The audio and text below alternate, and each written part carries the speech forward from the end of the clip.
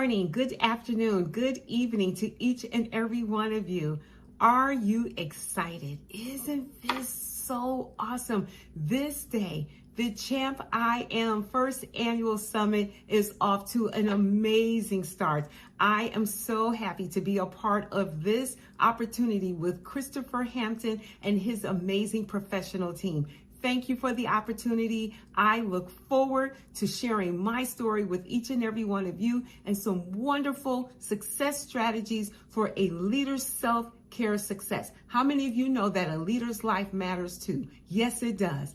I am Lisa Yvette Jones, your Chief Encouragement, Inspirational, and Empowerment Coach, Counselor, and Consultant, best-selling author, and international speaker. I am also a leadership strategist and the proud CCO, the Chief Caring Officer of I Care Leadership. I walk alongside leaders to help them cultivate an authentic relationship to empower their employees. Yes, how many of you know that you can have compassionate caring in the corporate culture and still have confident competence? You certainly can. High performance teams, you certainly can, because when people know how much you care and they care how much you know, people will work better for you. They will work better with you when you show that you are the caring, compassionate leader, in addition to, again, informing them that, listen, you do not slack on high performance. You do not. But people want to work in an environment where they know that they care for. I think there's an old adage that says, people do not care how much you know until they know how much you care. John Maxwell has taken it a step further. He says then, and when they know how much you care, then they care how much you know. I like that. You then invite people into your world. We are on a mission with I Care Leadership to transform and humanize the employment experience, head, hands, and heart. Listen, I want to share with you some success strategies that were very crucial to me during a very dark time in my life as it related to my health. Have there been other dark times? There have. But as it related to my health, I want to share my journey with you.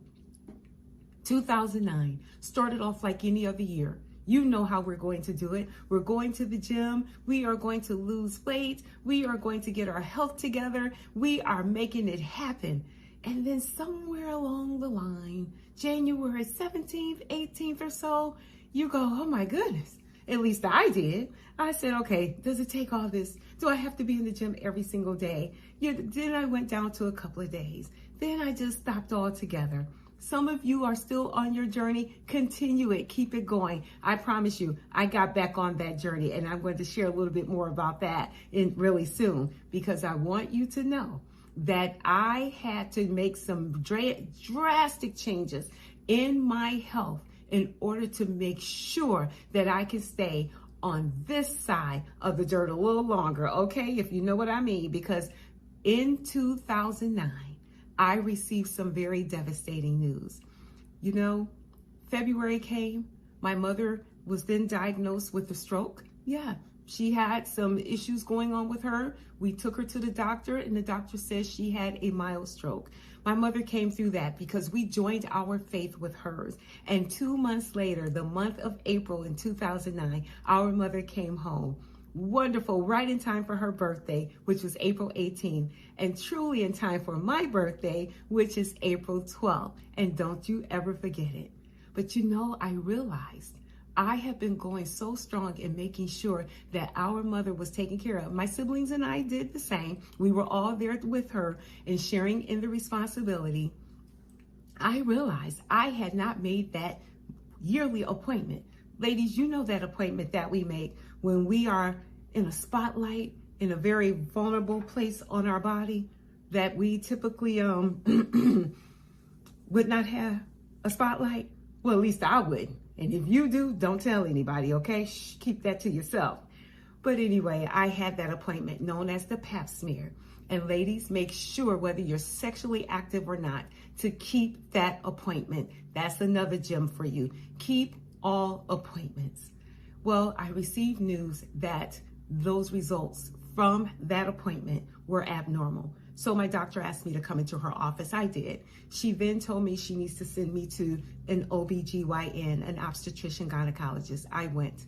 After having that appointment, that doctor told me, Miss Jones, we need to send you to a gynecologic oncologist.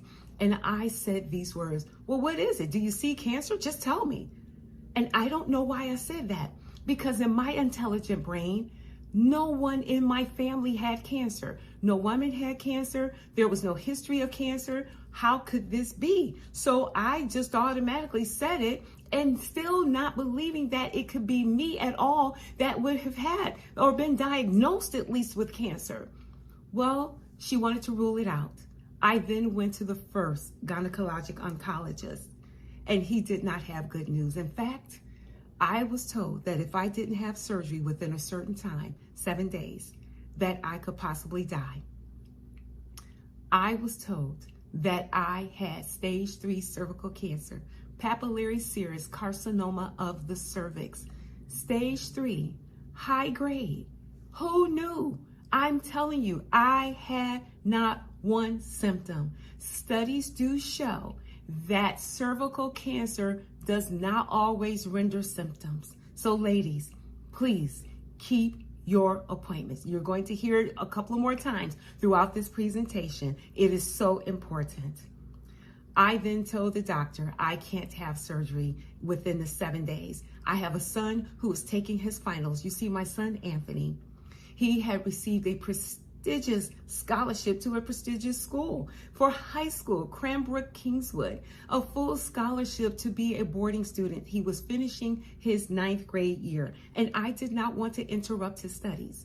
So I said, well, this is going to have to wait. He's going to take his finals because I'm not going to ruin this for him. Our mother had just come home from having that stroke. I did not want to trip her back up until I was fully informed of everything. I was not going to tell my mother anything. So here I am. I am getting this devastating news, and then I am trying to protect everyone around me when I realized I just received a death sentence from the doctor. So I called my ex-husband. Yes, my ex-husband. I called him, and then he said these words, "Sweetheart, we will get through this like a family." Wow. Now, I did say my ex-husband, okay? Although we didn't make it in marriage, we were still good friends because I had to pray this prayer. Lord, make me a better woman and not a bitter woman. Whatever he and I went through did not have any bearing on our amazing son that we had together, okay? And we wanted to make sure that we still gave him a quality of life with 2 healthy people before him. And so we made that decision. I'm going to stop right here for a moment because here's the thing. There are some of you right now who are walking in unforgiveness. You are walking in bitterness, and that is eating at your soul. Some of those things that you are going through right now could be totally alleviated if you would just forgive and stop walking around in bitterness and stop walking around with the chip on your shoulder. Forgiveness is for you.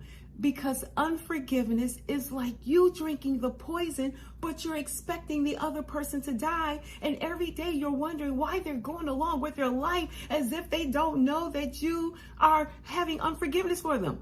Newsflash, most people don't even know that you are feeling ill about them. They really don't, which is why they can still go on and live their lives. But you're the one who's sick. You're the one who has high blood pressure. You're the one whose diabetes is up. You're the one who's stressed out. You're the one who is maybe having all kinds of illness, and is all associated with that root of bitterness. Leaders, get rid of the root of bitterness. It doesn't look good on you at all. So I had to stop and give you that gem as well. I prayed that prayer. And then I had that second opinion, and that doctor said the same thing. He said, Ms. Jones, in fact, it has spread even more from the first biopsy you had with the first gynecologic oncologist. You need to make a decision. I said, I have made a decision. He said, whichever doctor you will have do it. He said, this is urgent. I said, thank you very much. I need time. He said, time you don't have. I said, yeah, that's what the other doctor said, but time is what I need to take. So let me tell you what I did. I went on a 3-day fast because I am a woman of faith. I went on a 3-day fast, and on the 3rd day, I heard these words: "You shall live and not die, and it will never return again." Well, that's all I needed. I got up from there. I gave God praise. I then made an appointment to see the first doctor and told him on June 29th, I will have the surgery. Please keep in mind, everyone, this is mid-May.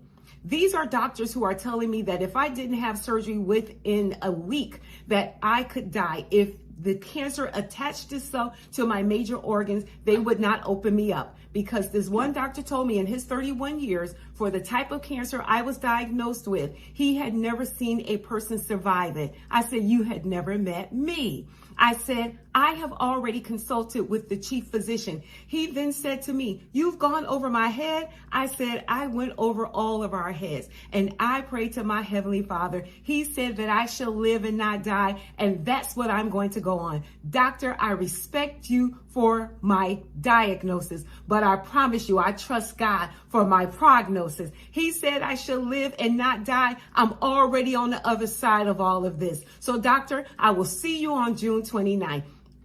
Miss Jones, that's a month and a half away. Why June 29th? I said, because my son goes to camp on that day. I'm not giving up our money, and I want to make sure that he has a great day in camp. I am not going to tell him about the surgery. I will let him know about the cancer diagnosis, but he will not know about the surgery.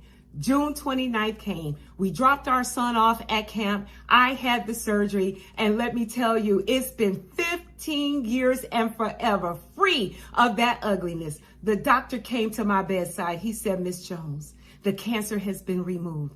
He said, "But an interesting thing." He said, "It had not spread." I said, "I told you I consulted the chief physician and you didn't believe me." So what did I do? Woo! Honey, let me tell you, I get excited about this. So listen, I'm having my little private summer. This is real because I get excited about sharing that testimony. I get excited about sharing what God has done for me, and he could do the same for you. But there are things you are going to have to do to make sure that you are in alignment with his will, and forgiveness is one. I'm just going to keep saying forgive, let go and let God. Now, let me tell you, the mind and the body does not forget. It doesn't. But you are going to release it so that it will no longer harm you. So I am going to now give you 7 success strategies as a leader. That was very crucial to me because, as leaders, we make decisions about people's lives every day. If it's not our team members, we're making decisions about our customers and our clients. We have to make decisions as it relates to ourselves. Okay, we have to make sure that we are doing those things that are going to prioritize our health and our well-being over anything else, because a leader's life matters too. All right. I want you to also know that in 2009, I was every bit of almost 400 pounds. Yes, I was 362 pounds. Let me tell you, I did research, and the CDC, the Centers for Disease Control, says that 40% of the cancers in the United States have an obesity and cancer link.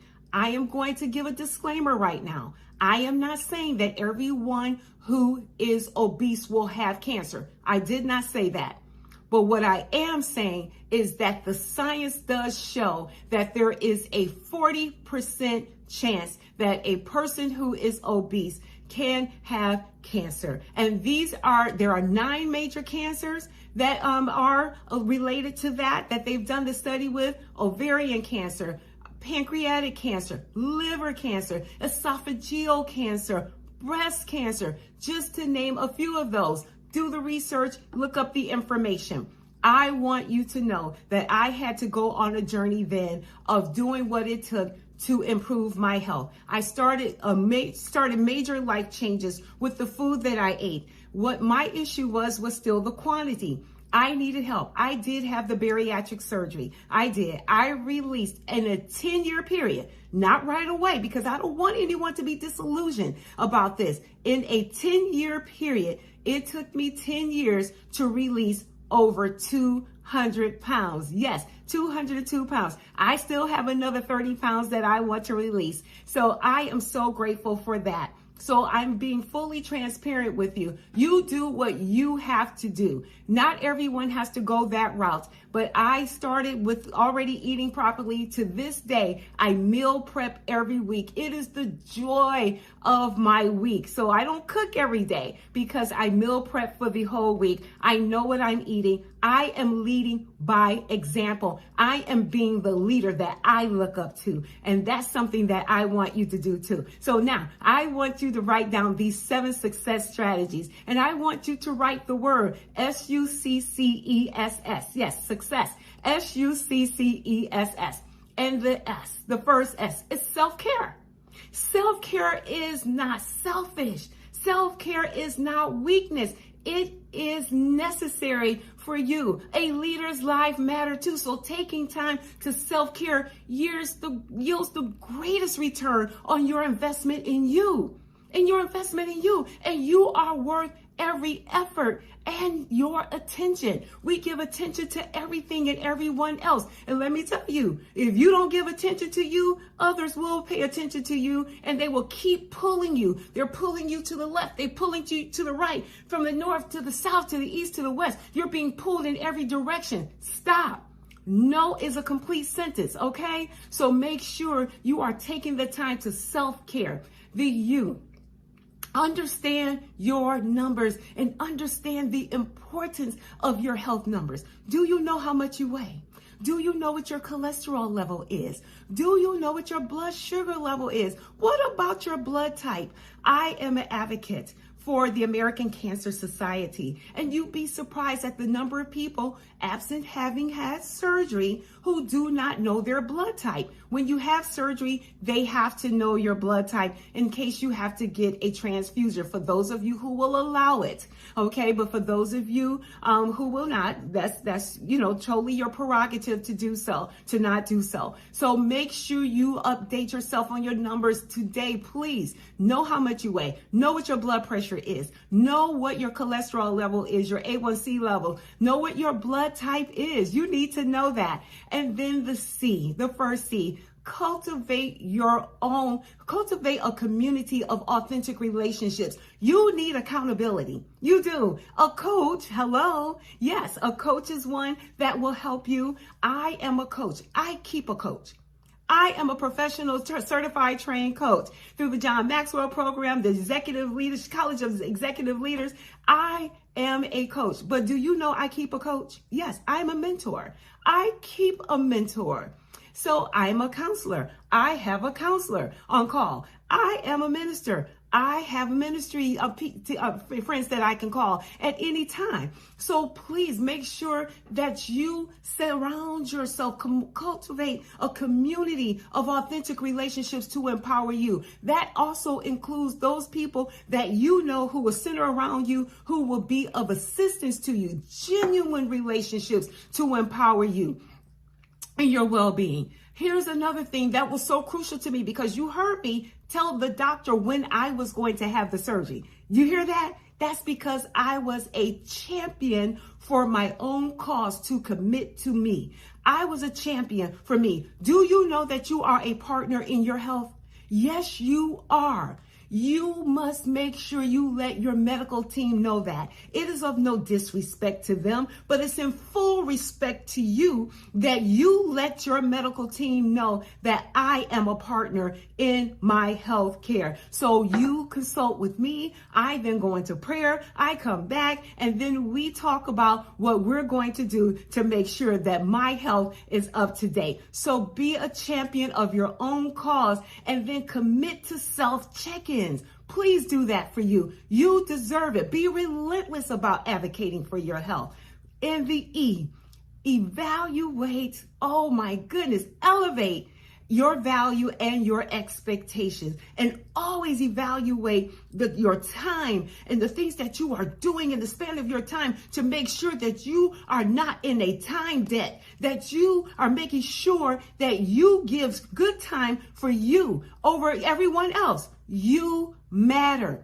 So make sure you're evaluating your time, you're elevating your value and your expectations, because let me tell you, when you expect that there is more for you, you nurture it, you walk in it, you feed it until you are so hungry. You do not waste time. Greatness is still left in you. Don't let anyone take that time away from you. You walk in your greatness and put the world on notice as I did. I'm still here. I shall live and not die, and so will you. Oh my goodness. Will it be easy? No. But is it worth it? Yes, it is. And then the S, the other S. Share and get excited about your transformation. Share your journey with those you love, because again, that's a part of accountability. So make sure you share that. And then you know what I want you to do? I want you to shift. I want you to shift. That last S, I want you to shift and start today. Make today your January 1st. Make today the day that you change and start taking care of yourself, prioritizing your life. Start today and start now. I am Dr. Lisa Yvette Jones, your Chief Encouragement, Inspirational, and Empowerment Coach, Counselor, Consultant, Best-Selling Author, and Leadership Strategist. I am telling you, I'm excited about meeting you. I am Lisa Yvette Jones on all social media. You can reach me at 248-397-5227 or LisaYvetteJones@gmail.com. Again, that's 248-397-5227. Goodbye for now. I will talk with you soon. Enjoy the rest of the summit.